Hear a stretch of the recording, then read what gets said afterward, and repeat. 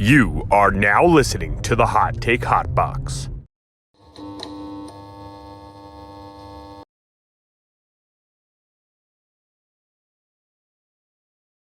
Welcome to the Shoulder Strikes MMA Podcast.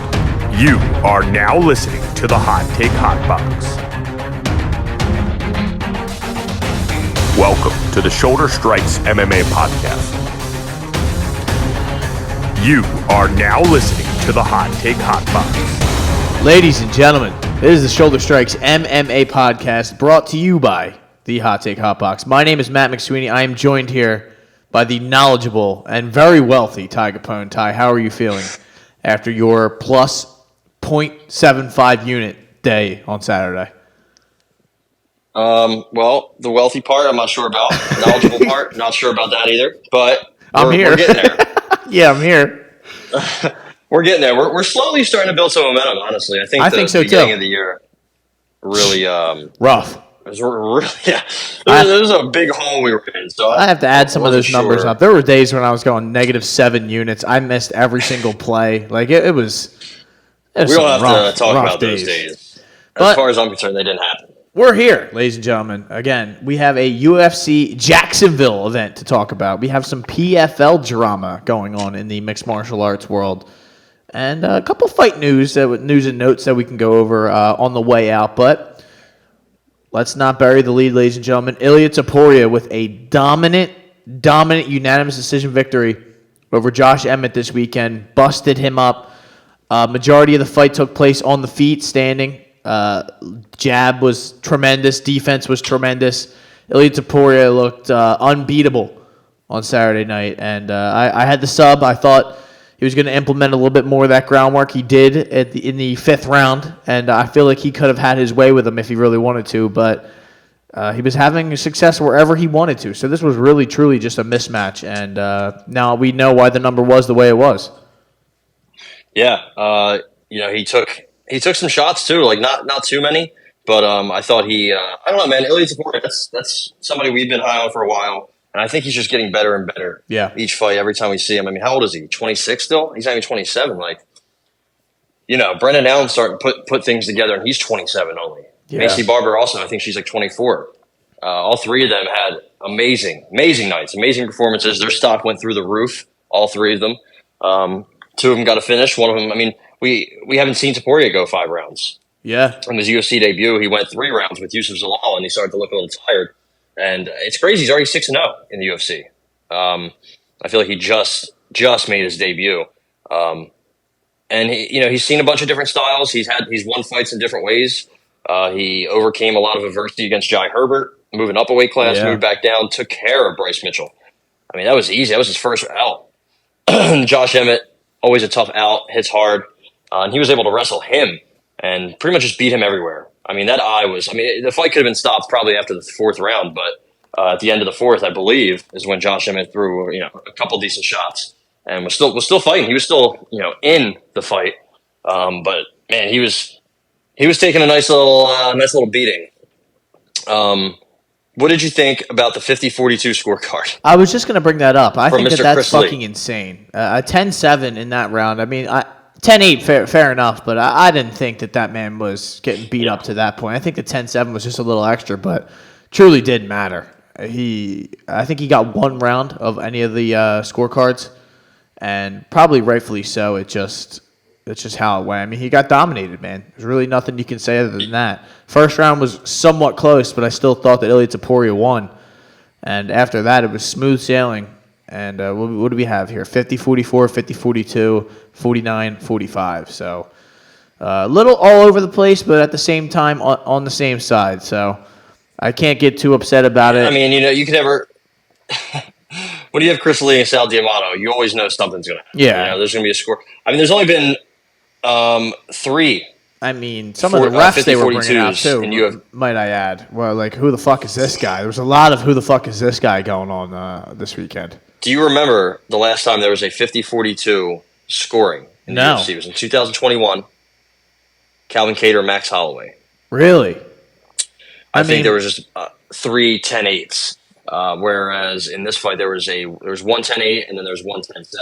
So I guess there was 2 10-8s. But also only Chris Lee had a 10-8 in round 3 and a 10-7 in round 4, just kind of crazy. The other two had a 10-8 in round 4. Yeah. I don't know if Chris Lee was pissed at Josh Emmett. He's like, I'm going to keep taking points from you. I don't care. In boxing, it makes sense. You get knocked down twice, 10-7. You get knocked down 3 times, 10-6. Anything more than that, the fight's probably over. You're not going to give it out 10-5 or 10-4. But you see those in boxing much more frequently. There's only been 3 in UFC history. Rich Franklin was involved in one in 06, and Mene and Castillo in 2001. I forgot to look up who exactly they are. Maybe Danny Castillo. I'm not sure if that was him or not. But the fact that those really don't happen much, I think tells you a lot about Chris Lee. Either way, this is not about Chris Lee. It's about Ilia Topuria and how he took care of Josh Emmett, systematically just outboxing, just jabbing the fuck out of him, knocking him down, taking him down, getting his back, landing some shots. And when he wants to throw low kicks, it's something I would love to see Ilia do more. But when he was throwing those leg kicks, devastating. Excuse me. Didn't go to the body as much as Josh Emmett, but I think a lot of that was because Josh Emmett couldn't find the head of Ilia Topuria, and Ilia was finding the head of Josh Emmett easily. So 28% significant strikes landed for Josh Emmett, really low. 43 of 232 to the head, man. Ilia Topuria's boxing has just gotten so much better. The jab was His phenomenal, man. That jab, he was just I'm sorry. Pumping it. No, I'm sorry. Just pumping it with ease, just with extreme ease. He just made it look simple. His movement, his body language, everything about him in that fight, his cardio. He didn't go balls to the wall, but he can go balls to the wall. I think maybe his striking defense is the only weakness of his game. Yeah. And, how many people could you say that about? Like, that's a lot of UFC fighters who have a striking defense issue in a way. You know what I mean? So I don't know if that's really going to hurt him. Like, I guess, he fights a Yair Rodriguez or Alexander Volkanovski or Max Holloway, which I think one of those 3 has to be next, in my opinion. Yeah. I know, he's still young and whatnot, but what more do you need to see? He's taken pretty much Josh Emmett's spot at 5, and he's leveling up each fight. If he takes a couple months off and waits for it, does Max have a fight? I feel like he does, right, with Korean Zombie? Yes. Yeah, that's going to be a layup, man. That's a tune-up fight. Mm-hmm. So, sometime in the fall, maybe those two run it. Maybe you wait, or if Ilia wants to stay busy, move up, take a nice little fight at 155. I don't care, man. It's funny if you ever listen to him speak Spanish and then speak English. He sounds like completely different. Like in Spanish, he sounds kind of like a killer. Like he's got that bravado, that machismo, and in English, it's kind of like I don't know. It's kind of cool to watch like the change, but also it was very cool to see all the Spanish figures. I know he's Georgian.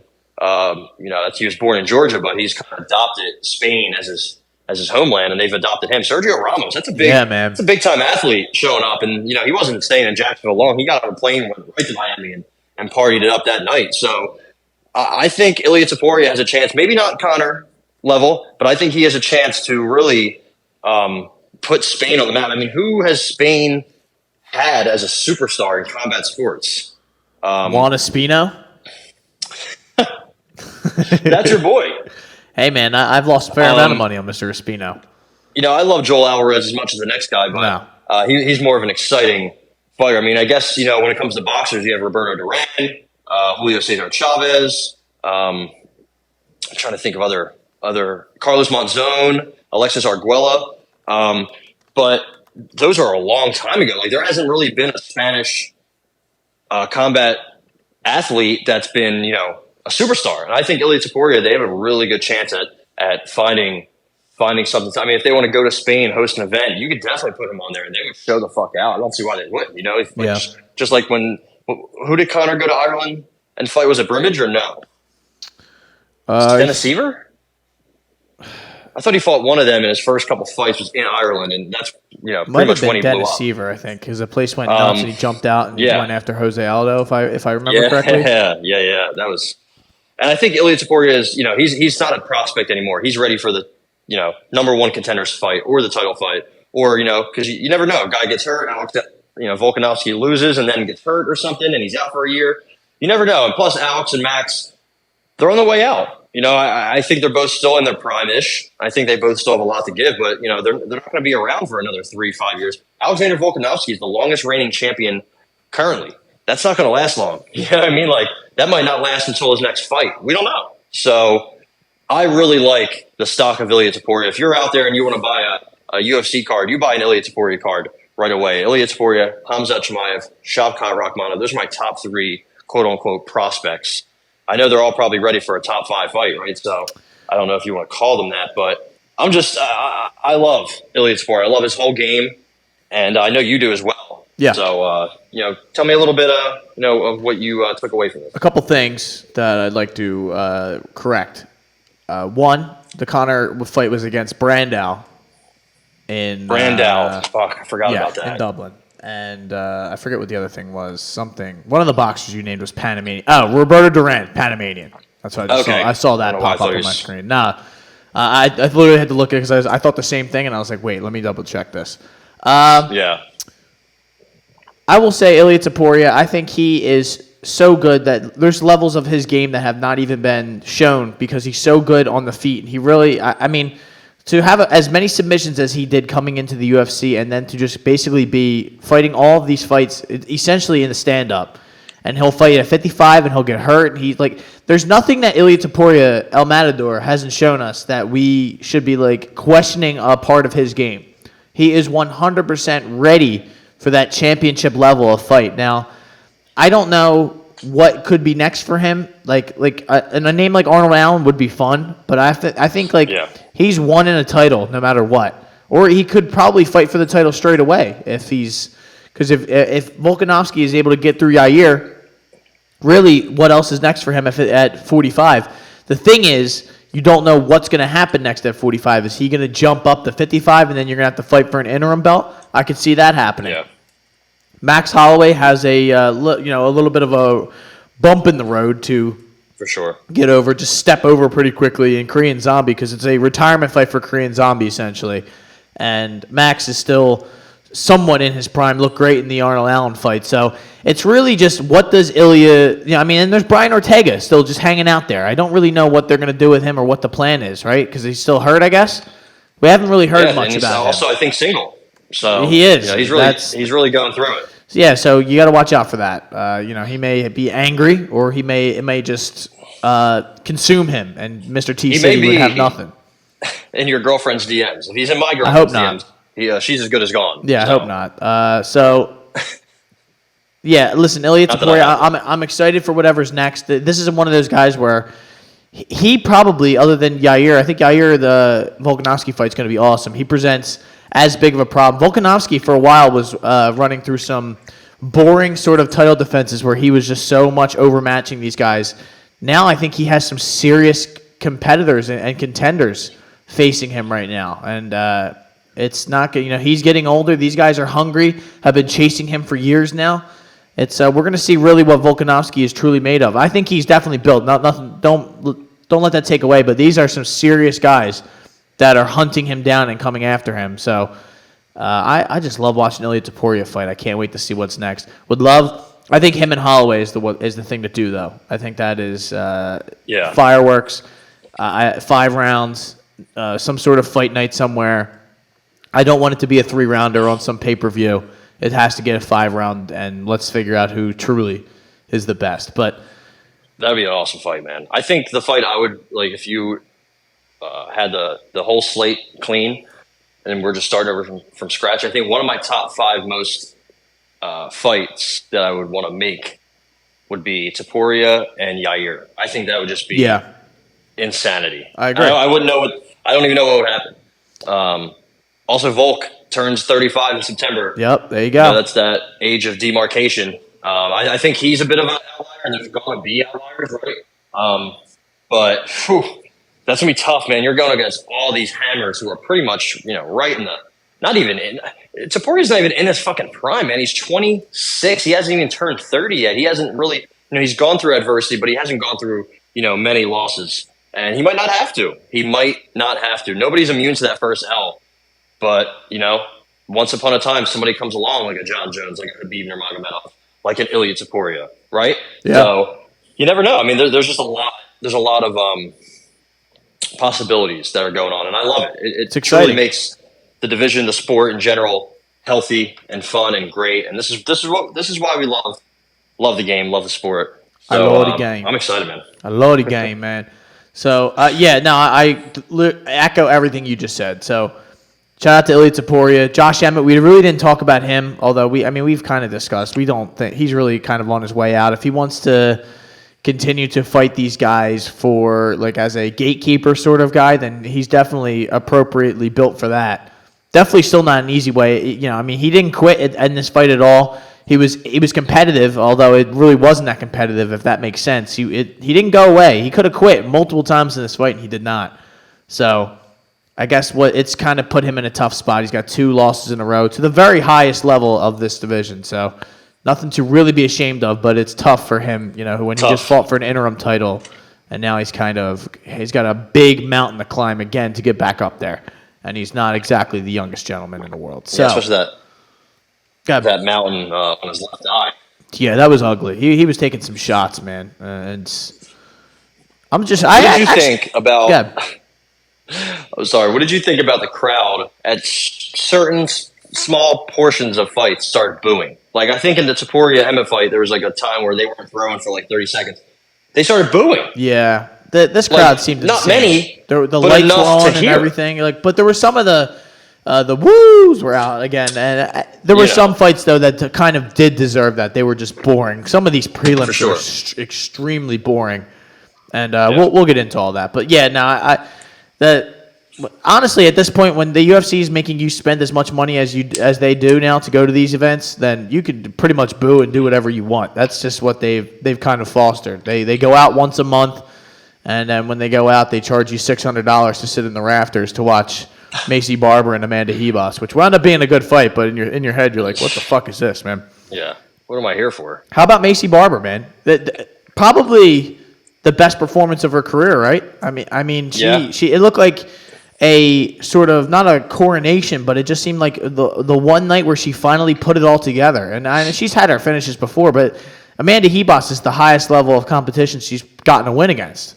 And she dominated her for the entire fight, it seemed like. And the nothing, like Amanda Ribas really didn't have much for her. And those demons that have kind of chased her around and the shit that we've talked about on here where, you really can't be in the UFC and an MMA fighter if you're not really willing to take a shot. And not that she's not willing, she doesn't react well to them at all.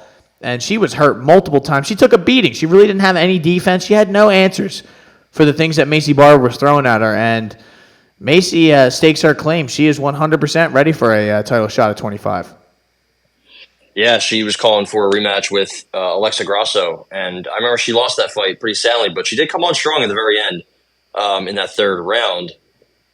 And she's won, 5 in a row now since that loss, since the back-to-back losses to Roxy and Grasso. And yeah, I think this probably was her best performance statistically, eye test wise. Everything. Statistically, she landed 81 significant strikes in almost 9 minutes. So not even a full fight. It's her most by a considerable amount since her debut against Jamie Colleen, whatever soccer mom that was. They found on the Contender Series. So she got taken down twice. She got right back up. Right. It's already showing massive improvements from that Andrea Lee fight, which is just a couple months ago. She's 25. She really just has that dog in her. She really has that power. Sometimes her striking is not pretty, right? It's still a work in progress, especially at range, at distance. I think she's really good inside. I think she's really good when it's a dog fight. I think when she, even backing up, she has power. So having that power and having that finishing ability in the women's division is something rare that we don't really see that often. And also on the flip side, we don't see women that have pretty much a glass jaw like Amanda Ribas. She just does not she just looks uncomfortable in there. I think maybe, I don't know if she can really make the weight at 115, but she probably has to stay there, man. She has to stay away from the hard hitters. And she was doing this thing where she was putting her hands above her head, kind of stretching her arms. And I don't know what it was. It looked really she just looks uncomfortable in there. She doesn't know what she wants to do. She can get some takedowns. She can do that. But she has some decent little hands. She's quick. But she doesn't have power, and she doesn't know how to absorb power. So that combined I just don't know what you do with her at this point. It's not like she's like 23 years old. I believe she might be approaching 30. I could be. Yeah, she's 29. If I can do math correctly, 20. Yeah, she's 29. So I don't know, man. I don't know what exact. And she's 30 soon. She's 30 in August. Like, she's starting to get to that point where it's shit or get off the pot, I guess. And I just don't know if she's really. I don't think her ceiling is as high as I and maybe a lot of people thought originally. Did you know Caitlin Chukagian changed her name? I did not. I just saw this. What is it? I just saw this on the UFC rankings because I was about to tell you guys that Amanda is 11 in both divisions, and I agree 100% that she should be dropped. She should drop down to 115 if it's even possible. I mean, it has been in the past, but I would like to not see her, like you said, fight these women that are throwing bombs at her. But Caitlin Sermonara is the new Caitlin Chukagian. I mean, she's married. Yeah, so congratulations. Oh, this guy looks scary. Yeah. Her husband. Congratulations to Caitlin Chukagian, now known as Caitlin Sermonara. So I'm going to have to hear John Anik say that before I really give you guys the official. But I just think, Amanda has hit a wall again. And I think some of her wins haven't exactly aged well other than the Virna Jandiroba fight. And I don't know. Some of those losses don't look good either. It's just losing to Marina Rodriguez, this split decision to Caitlin Chukagian, and then this. I don't know. I guess she's just kind of in a just that middle pattern of just like where you don't really care, and she's going to keep fighting these killers, and she's really not going to get. It's going to take her a while to get what she wants, which is a title shot. So she does have a great Tapology picture, but yeah, I just don't think she can beat the upper echelon of fighters. Sometimes the Tapology picture just isn't enough. It's just Mr. Amir Khani. Yeah, exactly. He's a prime example of that. But Justin Tafa, Austin Lane ended within 30 seconds due to a nasty eye poke, which seemed like an eye gouge. Ends in a no contest. It was disgusting. He was bleeding from his eye. It was just gross, but really not much to say other than just unfortunate. How about Big Dan Murgliata from minute 2 to minute 3 was like, all right, we'll just keep taking time as his eye gets worse with each passing second. He's like, we'll just give him more time. I'm like, bro, I don't think you can give him enough time in the world. Big Dan, I think you got to call this fight as soon as – because I'm pretty sure he told the doctor he can't really see like multiple times or I don't know. And he doesn't strike a guy who was looking for a way out of this one either. It was – yeah, I don't think those kind of guys – is he Aussie or is he from New Zealand? One of the two. Those guys from down under don't play around, man. The down under fellas, yeah. I don't think they'll ever look for a way out of a fight. He's Australian, by the way. That's not something that they would ever do. Like, I'm sure he probably would have wanted to keep fighting, but just can't. I mean, truly. When you got a guy that is large as Austin Lane's a big boy. He was huge. I get he played in the NFL, and I know he was a big athlete, but man, I just never realized how big he truly was. I know Tapa's a little smaller, but damn. To have, one of those hands, one of those fingers go like halfway up into your eye, I just can't imagine. No. I just can't imagine. So good for him. What truly sucks is that, only half of his purse is what he gets, Justin Tafa now. Yeah. That just seems so fucked up because he's the one who got eye poked. He couldn't do anything about it. I don't want to necessarily penalize Austin Lane, but why doesn't Tafa get his show money or his win bonus? Like, why doesn't he get the full thing? I think it's completely fucked up, but that's how the UFC is. It's fucked up, and that is how the UFC is. So, it's just an unfortunate. We don't get a conclusion to this. I assume I could see them running this back at some point when Justin Tafa's eye's okay, and I'd like to see Austin Lane in there because it really was an eye-opening experience seeing how fucking huge he was. 6'6", 80-inch reach. That's I want to see.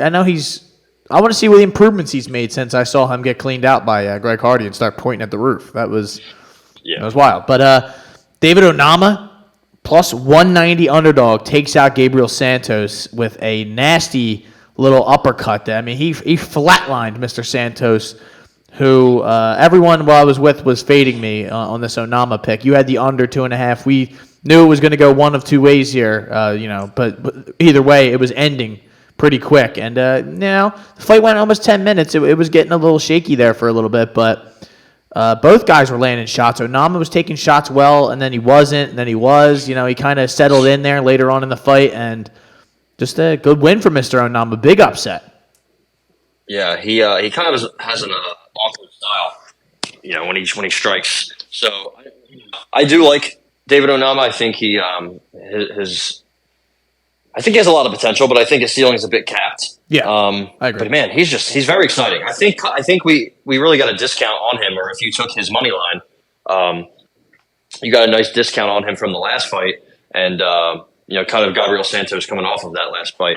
But I said it before, man. I didn't like how Gabriel Santos took some clean shots, pretty much in his contenders or regional scene fights. And he took a nice. I mean, that uppercut was beautiful. And then just to eat one more on your way down, why not? I'm sure that he didn't feel that one, but that was vicious, man. That was a beautiful knockout. Shout out to him for getting $50K, I believe. I believe he did too. So shout out to David Onama. Definitely, the price will be much different the next time he gets in there, because I think we talked about that. You can go back and listen to the last pod. We discussed how the price was a little skewed just due to the fact that he was a big time favorite in some of these fights and lost.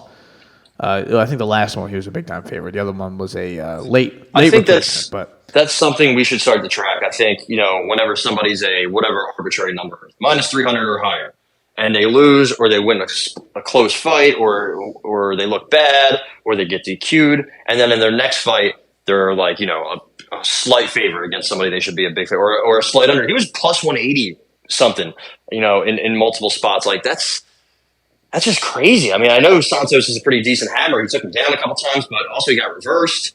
Yeah. It was a pretty crazy fight. So I'm all for the Onama show. He likes to make pretty good fights at 145. Dude, is 145 the most fun division that we have? I think so. I mean, we go back and forth on this, but I think anything under 55 is pretty much just, and not including really 25. 25 is sometimes boring, but 35, 45, 55, man, they are awesome fights. Even 70 sometimes.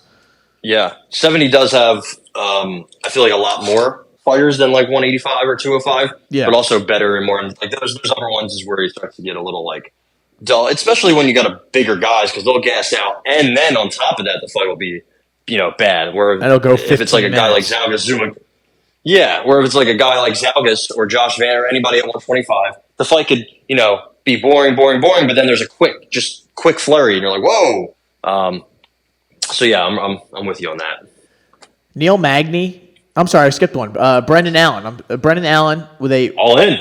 With a sub cashed me out at plus 175. Same to you over Bruno Silva. Bruno Silva brought the fire to him in the beginning of the fight, but Bruno has not taken a shot well in the past, and he did not take a shot well here. And Brendan Allen just got him to the ground, submission, exactly like we thought it was. Exactly how we drew it up. Not exactly, but good win for All In, man. He's on a good little heater right here. This is big. That was big, man. He has a bit of an issue that Topuria has and taking clean shots. I don't think he's on the same level, but I think he does eat shots, and I think he might be a little chinny. But when you're that big, man, he also hits hard himself. He knocked Bruno Silva down. Yep. He could have been the first person to finish Bruno Silva with strikes, but 3 rear naked chokes in a row. 4 of his last 5 have been by rear naked choke. That's just his bread and butter, man. He really knows what to do when the fight's on the ground. He's smothering. He's strong. He's quick. He's also kind of slick, like with his grappling and positions. Yeah. He just I don't know, man. He's starting to put together. I think he's another one like Topuria, like Macy Barber. Their stocks all the way up, and I'm all in on Brendan All In now. I think he could compete at 185. Why not? What's there to stop him in 2 or 3 years from being a top 5 fighter or top 3 fighter or challenging for a title? Izzy probably won't be around. Is he going to have to run into a tough Marvin Vettori? I like his odds on that one. And I don't know, man. I was down on him before when he lost to, it wasn't Carl Roberson. I just can't think of who it was. Chris Curtis, and then somebody else knocked him out. Sean Strickland. Those are tough fights, man. Those are tough guys to fight when you're 25, 24. Yeah. So I can't hold that too much against him. But like we said, 5 in a row now. 1, 2, 3, 4, 5. Yeah, 5 in a row. Almost all of them by finish. He's mixing up first round, second round, third round, getting a decision in there against Jacob Malkoun in a weird fight, right? Where he was supposed to dominate, but he didn't. But still, then he chokes out Andre Muniz, and everyone's like, "Whoa!" Yep. No, I didn't see that coming. I know I didn't. So Definitely didn't. that was huge. That was huge. I don't know what you do next for him. If I want to take a quick gander at some of these rankings, He's 11 now, I think, if I saw that correctly. He's 11 at 85. And yeah, I mean, I think he's got to fight I'd like up. to see Kelvin. I don't know if that makes sense ranking wise. Kelvin said he's going to 70, right? Yeah, that's the only thing that would stop that. What about Derek Brunson? If he's still getting after it, or yeah, I don't see why not. I think that'd be a tough. I know Derek Brunson might be on his way out, but stylistically, I think that could be a toughish matchup. Maybe you get Roman Dolidze. That would be tough. That'd be really good, man. That's a good hammer to really see if you could turn him into a nail. Jack Hermanson, I guess, could be good. Maybe if Drickus loses, well, he will lose. Maybe get him off a bounce back. Yep. I'm not sure. I think there's definitely some fights to make for Brendan Allen. I mean, he's ahead of somebody like Nasruddin Imavov. I think they're both on a pretty good trajectory to be like top 10, 5-ish in about a year from now. So I'm excited. How about this one? Neil Magny, Phil Rowe. Neil Magny went to split decision. I really thought this fight was extremely boring. I don't know if that was just me being a snob or whatever, or having watched 37 fights, but these guys were carbon copies of each other, and they did exactly the same things as each other. It's just Neil Magny. I have never enjoyed watching him fight, to be honest. And Phil Rowe, I kind of feel the same way. He's coming off of a win against Nico Price and a win against Jason Witt. I don't really want to see you fight this high on the card, but he gets a guy like Neil Magny who needed a win, and he goes and gets it in a split decision. And I really could care less if someone got robbed. I think it was the proper decision, but it was a close fight. Yeah. I don't know. This did nothing for me.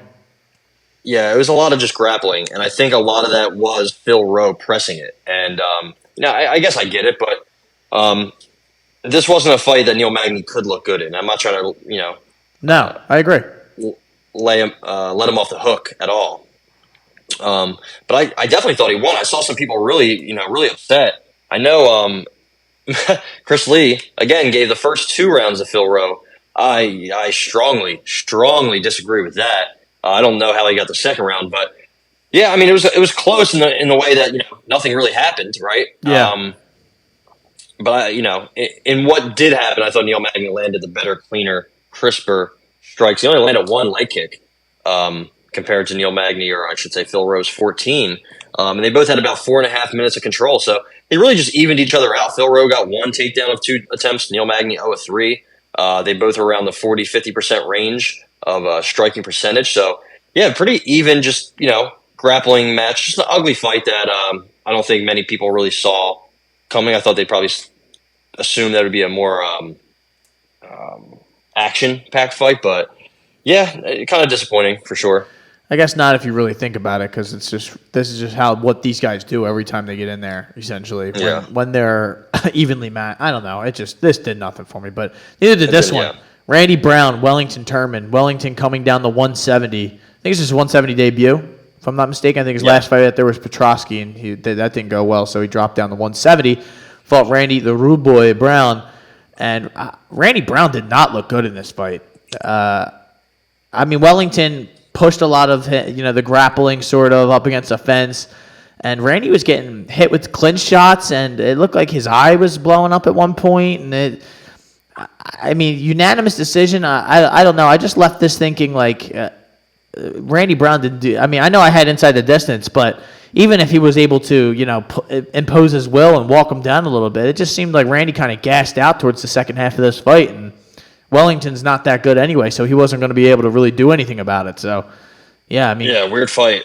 Weird fight. I don't know. It was, like you said, boring. I think Randy Brown did the better striking. I think he had the better damage. He was doing really well at low kicks, but just a lot of inactivity in between shots, kind of just firing one big shot and then circling and then a feint and then circle and then circle and circle. Then a clinch. Yeah, then a clinch. They both did some decent work inside the clinch. distance is where Randy Brown pretty much separated himself from striking distance. They both had the same amount of leg kicks.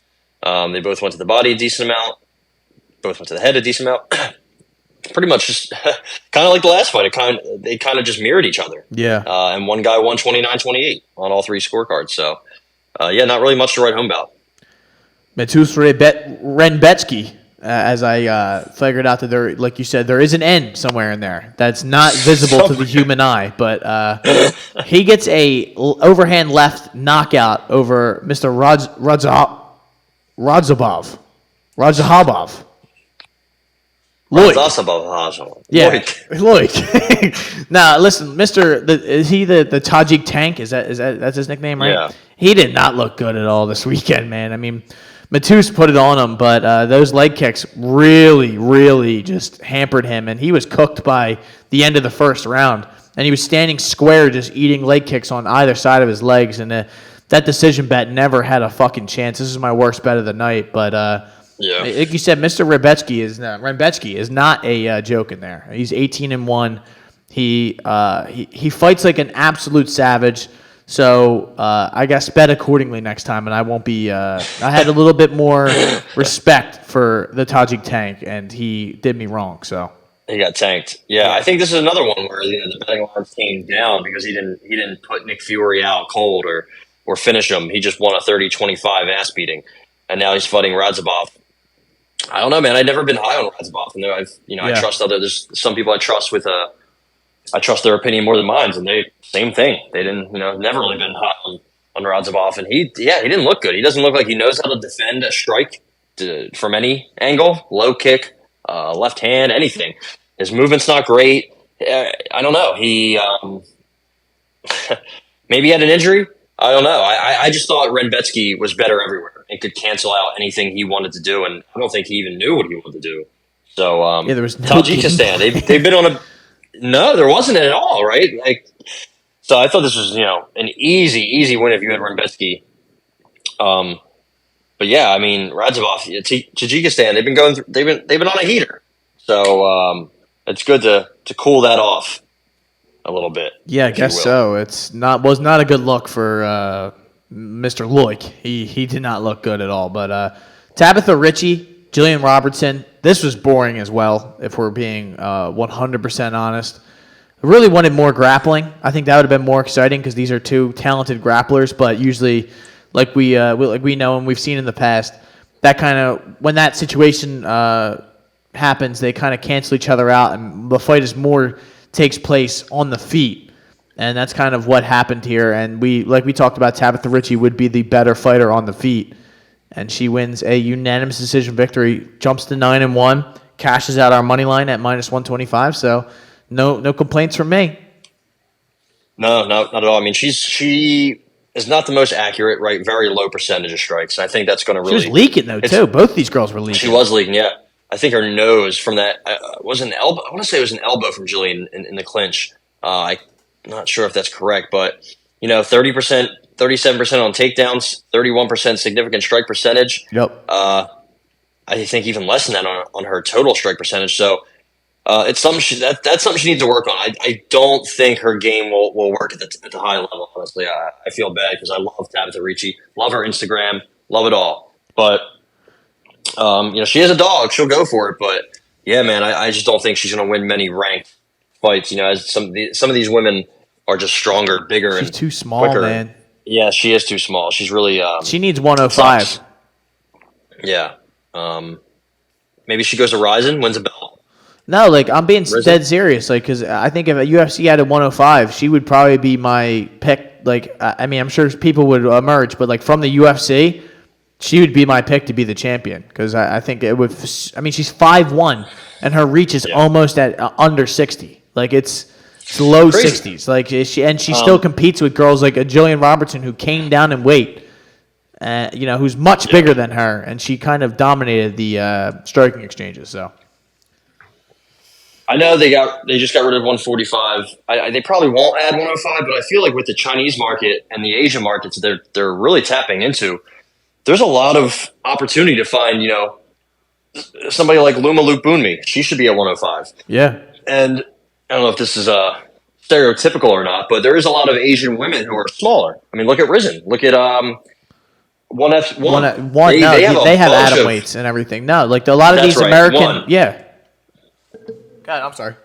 Oh no, you were on. Okay, keep going. No, like a lot of those, like I guess Asian and sort of even not even really European. It's more of just the Asian markets. They do have those atom weight divisions, and the American ones, like Bellator doesn't. They don't have atom weight, right? Because otherwise, no. I'm pretty sure that's they don't have anything. No, they really don't. They really, do they even have straw weight? I don't think they do. So it's like, I think that's a weight class that would 100% be easily one of the most exciting women's divisions. Way more exciting than the 35 or 45 divisions. The higher you get, the less exciting those fights would be. And leave PFL to have the 45, 55. Like, you can just focus your thing. I mean, maybe they want to say, hey, Ryzen, One, all those those Asian promotions, they can have the 105s, and we'll just focus on our 15 to 35. That's fine, but I think it's something worth looking, like you said, worth looking into. They have the road to the UFC competition, so they're obviously looking into expanding into the Asian market. I think it's not a bad idea. Maybe 105, and I'm sure there's plenty of people of plenty nationalities, girls that will be able to make 105 no problem, and would be able to compete at a high level, like Tabitha Ritchie.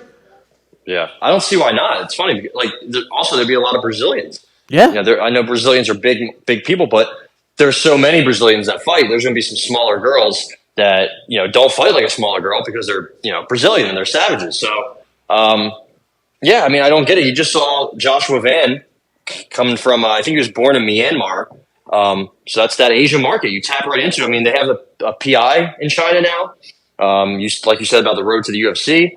We've seen a bunch of Asian fighters who are lower weight make their debuts and kind of try to make a footprint, an imprint on the UFC.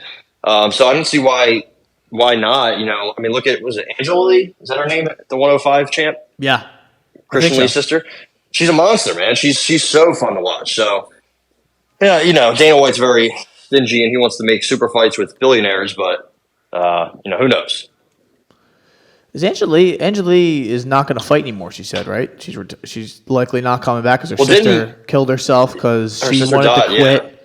Yeah. I saw something along those lines where her dad made her their dad has been like drilling this into them that they have to be this and that. It's a sad story. I don't really want to get into that too much. But Joshua Van, like you mentioned, a split decision. This guy looked great. I really don't know how this was a split decision. I don't know how somebody gave Zamagulov 2 rounds, but. I mean, he didn't look horrible. Yeah, exactly. That's all you need to know. That guy gave him the round. But Zamagulov just really not at the level, not at that UFC level. He's just not. And I think it's just as simple as that. I'd like to see Joshua Van fight against a guy who can give him a little bit more resistance. I don't know, but I mean, I guess a split decision. He was Joshua Van looked good. I don't want to take anything away from him. I love this boxing. I love this takedown defense. I think he has everything so far, skill-wise, to start his ascent up to 25 rankings. So, good win. Yeah, he only 21. I think he's probably the 3rd or 4th youngest fighter on the roster. Barry Luxembourg given the 3rd round to Zalgas. That just doesn't make sense. Crazy. Zalgas landing 35% of his strikes to 51 for Van. Good shit there. Van was 0-2 on takedowns. Zalgas 105. I believe Van set a flyweight debut record for strikes landed. I saw that John Anik said he landed the second most significant strikes in flyweight history. Believe that was a lie.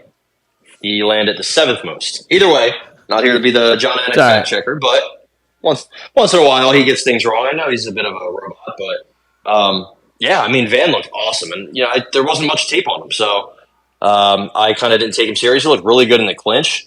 He looked really good on the outside. He didn't go to the legs as much, but I think that's kind of a Zumagulov thing since he's so, just got short arms and he's small. He likes to throw a lot of light kicks.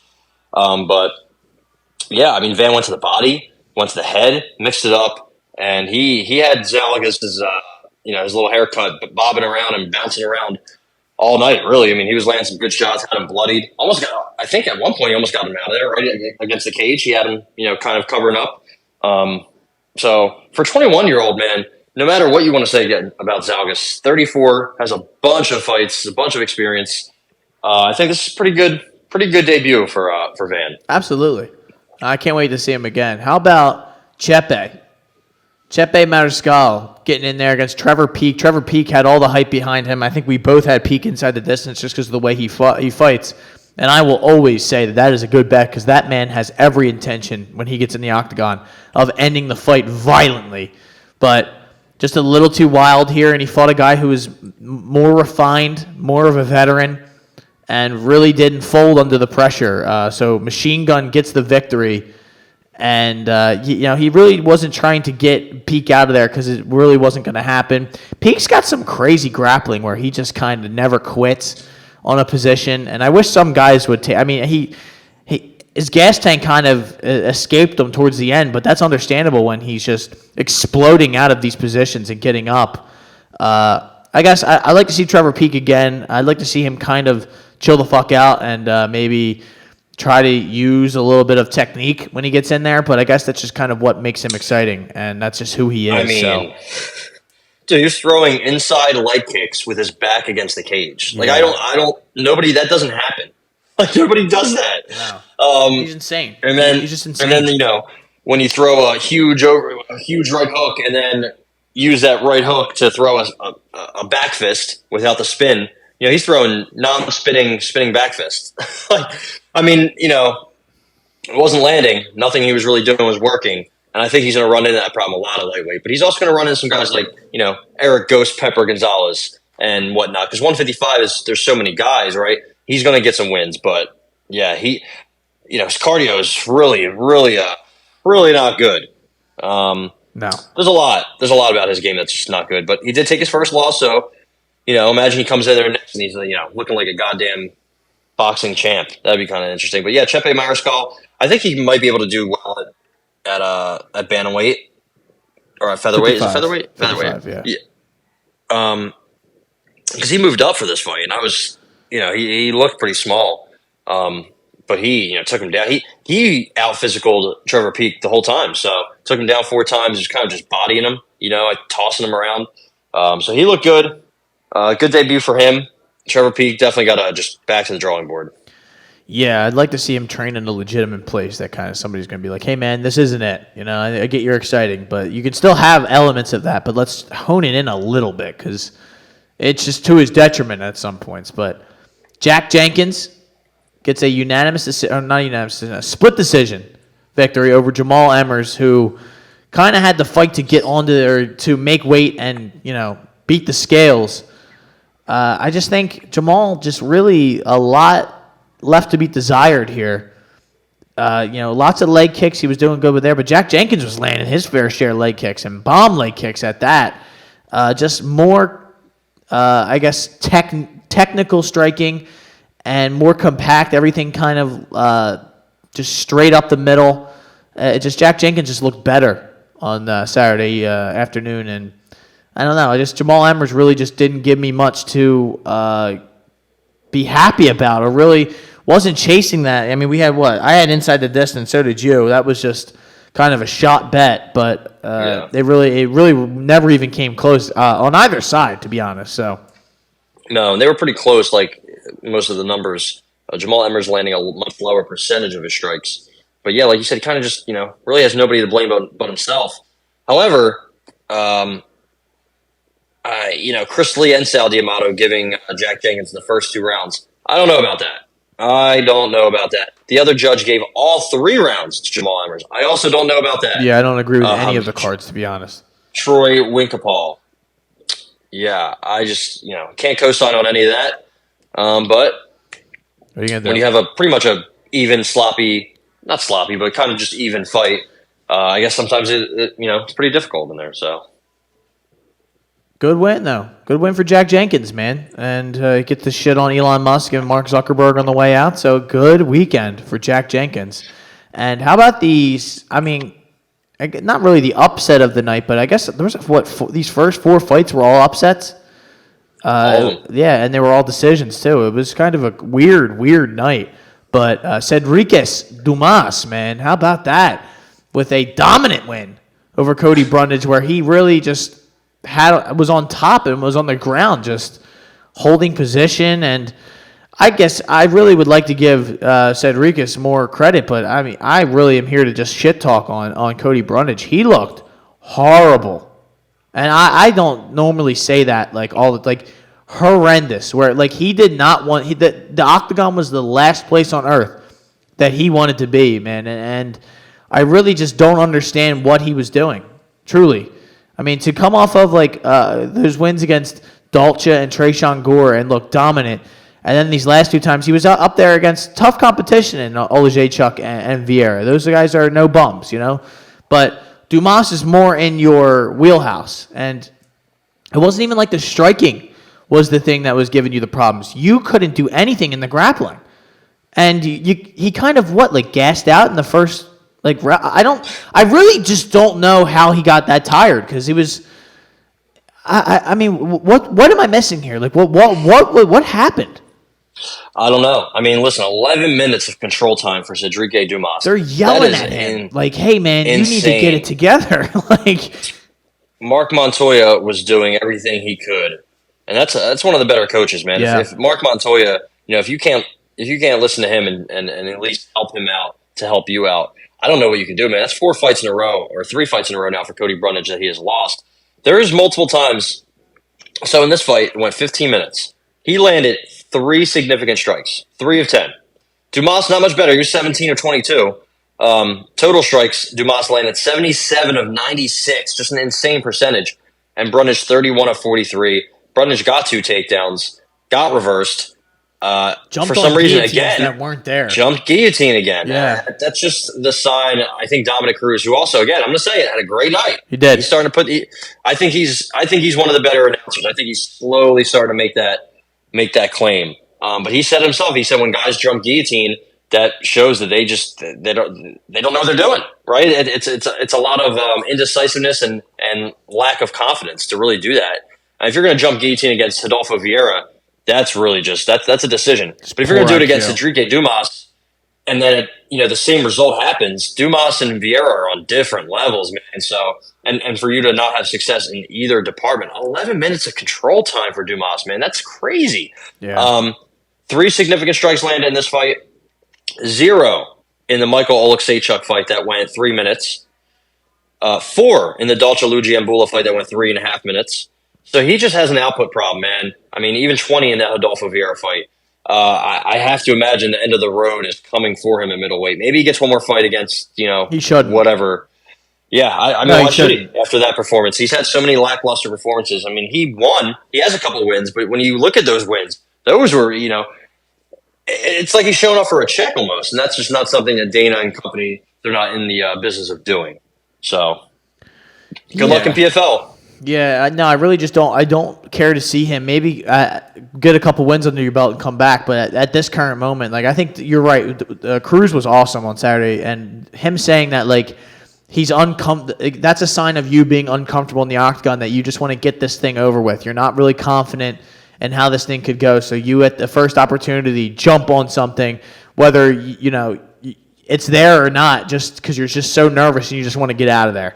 And it came back to bite him, man. He did not look good. It's not that guy who was out there, putting a show on Tresean Gore. And like you said, you can argue skill level or whatnot, and these are different fighters. But I mean, Cedric Dumas is not that far off from a Tresean Gore. So for him to get dominated like that, especially on the ground by a guy who looked lost the last time he was out there, it's not a good look whatsoever. But fight of the night. Josh Emmett and Ilia Topuria, did you agree with that? I think they just wanted an excuse to give Josh Emmett $50,000 because he had gotten the shit beat out of him. But I mean, Josh Emmett getting what? I bet his purse was probably 100 or 200,000. Yeah, and then they give him $50K on top of it. But Justin Tafa, he's in the feature bout, right? He's not a big name, but he's in the feature bout for a reason. He gets a goddamn forearm full of eye poke, and he only gets half of his 40K. And a handshake. And a handshake, and good job. Maybe they run it. Honestly, him and Austin Lane should probably run it back in. I don't know if they're going back down under anytime soon. Not till September, they are, right? I don't think. Okay, yeah, I feel like that should be enough time, right? I would hope so. So That's probably something they're going to do again. I would take Tafa again, but man, Austin Lane is a big boy. But not much dished out. I would have loved to see David Onama get 50K. I don't really know what he has to do. Oh, he I'm did. stupid. I'm sorry. No, you're good. I'd love to see maybe somebody like Renbetsky or Brennan Allen get 50K. But I guess you really. It used to be a finishing bonus. Now it's pretty much of like, all right, did you have the best finish of the card? If you didn't, you're not getting 50K, which sucks, man. It truly does suck. But the money that is tied into fighter pay in the UFC is just criminally bad. So, we could that's something we could talk about for hours. But Macy Barber also gets 50,000, which I think is owed. And Onama gets it as well, which he is owed it as well. But good. What do you think about him jacking the Izzy celebration? Corny. Yeah. Didn't like it at all. I thought you were going to say that. No, it was the first thing I saw. Like, I won money and was watching him, and I was like, ew. Like, if he did it one time, yeah, like it would have been cool. But like, he doing just kept doing it. Like, it's like, dude, like, I don't know. It's just, it's not your thing, man. Like, that's someone else just did that. So it's like, you find your own shit, bro. It's just you're corny. You're copying off someone. I don't like that. But yeah, I did want to talk about PFL before we get out of here. Just quickly run through the card, and then we'll talk about the little drama that went through it. Not like I'm not going to sit here and discuss every single fight, but good win for the Canadian gangster, vicious knockout to cash out those inside the distance bets. Sabadou Sai with a spinning wheel kick, which was crazy. Shane Burgos with a kind of a somewhat boring, but just kind of out of necessity, just taking down Mr. Nishikawa over and over again. Magomed Karimov dominates Mr. Zawada, which should be expected because Zawada shouldn't be at 170. But this gentleman named Umlatov. And that fight was dead. Did you watch that fight? Yeah, I did. Bro. So it was the boring part of the night at work. And there's nothing really going on Friday night, so I put on some PFL. There's this one guy at the bar watching the fight, and he's just like squirming in his chair. He's like, "Yo, what the fuck is going on? This Lopez dude is like dead." I'm like, "Yeah, man. I don't know what the fuck's going on with my man Naib Lopez, but he was taking some damage." I don't know how that was his first loss, but yeah, that he beat Shane Mitchell. Yeah. Congratulations. Yeah, PFL guys, if they have a zero next to their name, I really have a hard time believing that. Except for Magomed Umalatov. That guy's scary. Yeah. He pretty much tired himself out from killing that guy. But yep. What about Stevie Ray hanging him up? As he should. I mean, Clay Collard put him in a body bag, and that's to be expected. Clay Collard getting the 1 seed in that 55 playoffs. I feel like this might be weird. Clay Collard's only 30. I feel like by the time Clay Collard's done fighting, he'd be a sneaky good pick for somebody to have like a documentary made about him. I mean, this guy went from MMA, pretty much cast off, to boxing, and then he started becoming like an upset boxer. Like he was getting all these upsets when he beat I'm trying to fucking think, Maurice Williams, and then he beat Anthony Pettis in PFL. I think that was a pretty big upset. Yeah, that was a big upset at the time. So then he was just boxing for a while, and he won some, and then he lost some. He had a couple draws, a lot of just randomness. Then he comes back to PFL number 1 in 2021, beats Anthony Pettis, wins another fight, loses to Raush Manfio, goes back to boxing, comes back to PFL 122, beats Jeremy Stevens, and he just had a very weird career. I can't believe he's only 30. He has like 10, 15 boxing fights. He has like 34, 35 MMA bouts. Yeah. 1 and 3 in the UFC. I'm trying to see who he beat in the UFC. Alex White. There you go. You said he was going to win a belt that time. So, almost went the distance with Max Holloway. And, he's just had a very weird career. And he's kind of been the underdog in so many fights. Cassius Clay Collard, big win for him. You said he's got the 1 seed. That's huge. Doesn't take much to get a 1 seed in the PFL, right? Just 1 or 2 wins. So, how about the Natan Schulte fight and Manfio? They both get stripped of their playoff spot or something, or yeah. So let's just talk about the fight itself for a second. Boring fight, not a good fight. You could tell they were sparring. They didn't want to hurt each other. But here's the problem, right? the PFL made this fight. There's some fights they don't make because of the turn. They made this fight. They specifically made these two guys fight. They said, Natan Schultz, Rausch Manfio. Okay, do you guys want to fight each other? No, not really. Well, we're going to sign a contract? Yes. Boom. Fight scheduled. Somebody in the PFL upper board management had to have said, yo, maybe we shouldn't have these guys fight each other. They're the godfather of each other's kids. Stupid. Like, that seems like a, what's it called? Conflict of interest? Yes. It seems like a very, very big conflict of interest, right? Hey, I don't want to knock you out or anything, considering, you're my son's godfather. And you're my boy. I don't want to fight you at all. Like, we're good friends. We train, and we are very important figures in our kids' lives, in each other's kids' lives. And the PFL was like, nah, yeah, you guys got to fight. They didn't get the decision. They didn't get the fight they thought that they wanted, right? Yeah. And they said, man, we can't put one of these guys in the playoffs.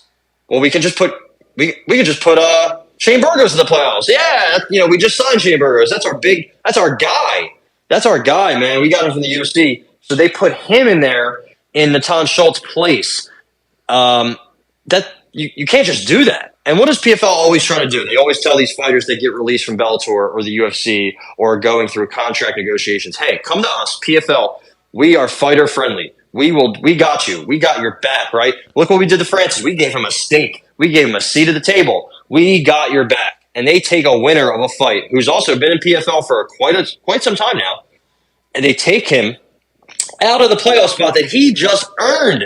Yeah, the fight sucked. So what? Fights suck all the time. You were the one that made this fight, and now you're taking him out of the spot that he earned in the playoffs and putting in the new signee, who, by the way, didn't look much better. No, that fight was boring as well, honestly. And I think the big thing here is, and you've echoed this sentiment, is that the PFL has no one to blame but themselves for making this fight happen. When especially you have so many people on this fight, on this card that were fighting at 55, they could have essentially just had the Burgos Nishikawa fight, one fight Manfio, and the other guy fight Schultz. And the whole problem is avoided. Anybody. Alex Martinez fight Rausch, man. Like, what was who is running things? Who was calling for and clamoring for that Schultz Manfio fight? Nobody. But now, what are we all talking about? We would not be really talking about this PFL card other than the fact that we watched it. It was on Friday night. I love the PFL in the summer because there's really nothing else to watch other than baseball, and that's it. WNBA, which, come on. But this was a great card, honestly. I thoroughly enjoyed this. I watched it a little bit at home. I went out. It was on TV. I was able to watch it out at the bar. Now, Carlos Leal, big win. Like there was action all the Solomon Renfro, our boy, absolutely bodied that guy. That guy never stood a chance. I think Solomon. Go ahead. No, but what? And now, what are we sitting here talking about? We're sitting here talking about some shit that could have 100% been avoided, but they were too stupid or for whatever reason they made this fight. And like you said, it kind of ruins that little bit of credibility that they had to be, though. Listen, we're not that, you earn this by rank, and it's not going to be given to you just because your name and how much tickets you sell. It's all about what you do in the octagon, your points, the regular season. It's all structured. When I guess in the contract it's really not, because if they decide that you fought like an asshole, then they'll just take you out and they'll get someone else in there that makes more money and is more exciting, and more people will tune in to watch. So, where you see stuff like that, gimmicks like that is risen. Yeah, and won. Or even smaller organizations, ACA, ACB, a Russian organization that says, you know what? You didn't finish your opponent. You might have beat him senseless, but I'm going to give you a loss. Wasn't that ACA where that dude came into the cage and was like, yo, this fight's over? Everyone's like, what? And they started cheering. Yeah, he's like, I'm not watching this bullshit anymore. It's over. And he gave the one guy the win. I was like, wow, this is some WWE shit if I've ever seen it, man. But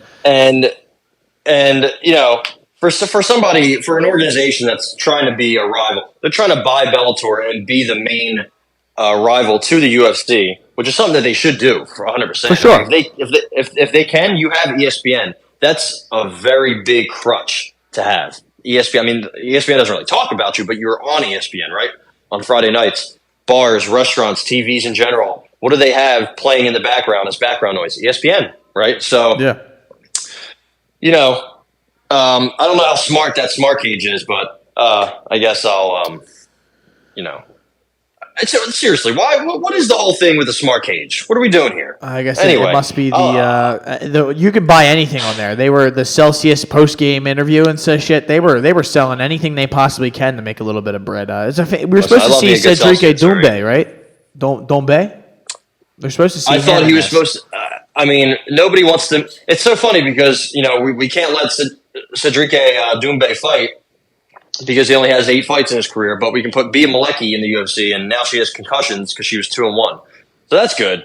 But yeah, I don't know. Ever since the PFL signed Jake Paul, do they still have Kayla Harrison, or yeah, I think so. Is she a free agent? No, she's still there. So they have Kayla Harrison, they have Jake Paul, now they have Francis Ngannou, right? 3 big names at the very least, 3 figures that are huge, right? And you're like, all right, boom, we're off to a good start in 2023.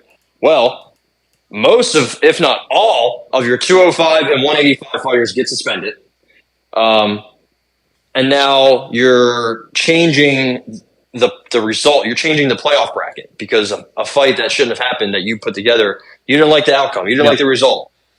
So you're changing things to, push the guy that you just got from the UFC, probably one of your most expensive fighters. And you're like, let's just put him in the playoffs. A lot of controversy, a lot of bad publicity, a lot of bad press. I would be very interested to see if Francis Ngannou can do anything about this, because he does have a stake. He does have a role in this organization now. He could be a fighter guy and be like, you know what? I think this is stupid. I think this is bullshit. You should put Natan Schultz back in the playoffs. And I think you should, absolutely. It's too late, though. That should be the move. It is too late, probably. So even if they do it, it's like, why did you do it in the first place? So I think you might as well just stick with Burgos because it will be the more exciting situation. So, you've made your bed, just lying in it at this point. Hope it works out. People just forget about it if Clay Collard and Shane Burgos have a banger, and it's just incredible, right? That's the only result that will somewhat work out, even though it's the PR the damage has already been done. So it really, it is what it is. They have an event coming up in the first week of July, PFL Europe 2, and I got to tell you, I don't know one person on this card, so they're going to have a hard time promoting that card. I'm sure it's not something that they really care about because it's in Germany, right? And you just want to put some local guys in that thing. But they also have PFL 7, the playoffs, right? The playoffs start soon. Yeah. In August 4th, you got Bubba Jenkins, Jesus Pinedo, Gabriel Alves Braga. That guy's pretty scary. Against Movlid Kabalayev. That's a good fight. Josh Silveira, Ty Flores, Impa Kasaganai, Martin Hamlet. So, they have some decent little matchups, man. It's kind of sad, right? They just, again, can't stay out of their own way, man. They're not run well. The one thing about the UFC is if Dana White says some stupid shit, if he's trying to do some stupid shit, which happens a lot, you got Sean Shelby, you got Mick Maynard, you got a bunch of other voices right behind the scenes. Before it used to be, who was the matchmaker? Silva? What was his name? No, Joe Silva, right? Joe Silva, that everybody used to love. There's just always been multiple voices, multiple just smart people. The PFL. I think it's Ray Sefo might be the guy in charge of things. Sounds familiar, yeah. I don't think they know what they're doing at all. They got Dan Hardy is doing things over there because the UFC kicked him out. Giving us breakdowns, yelling at Herb Dean, which I don't blame him for. Stop the fight! Stop the fight! They really, truly are just the UFC's little brother. I think they always will be. They always will be. Francis Ngannou, Jake Paul, and Kayla Harrison are the 3 biggest names. They're not fighting. And they're not going to fight for however long. Who knows when Ngannou's getting in there? Does he have a fight yet?